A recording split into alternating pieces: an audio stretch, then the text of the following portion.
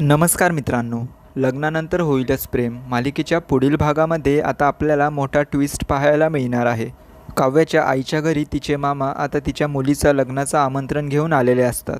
तर आता त्या दोघांना बघून काव्याला खूपच राग येतो आणि ती म्हणते की तुम्हीच माझा बळी दिला आहे.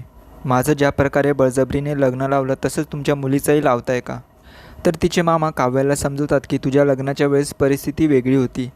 तुझ्या वडिलांचा मान अभिमान वाचवण्यासाठी आम्ही तुला लग्न करण्यास भाग पाडलं.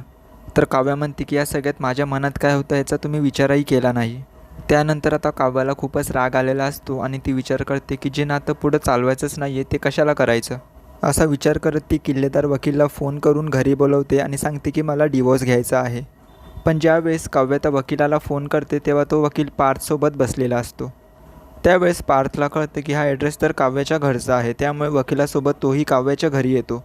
आणि अखेर त्याला कळते की ज्या मुलीला नवऱ्यापासून डिवोर्स हवा आहे ती माझी काव्याच आहे. तर आता तो काव्याशी एक शब्दही न बोलता तिथून निघून जातो.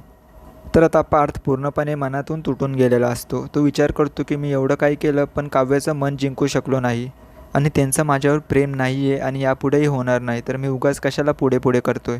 मी जरी काव्यावर प्रेम केलं पण मात्र काव्य माझ्यावर कधीच प्रेम करणार नाही.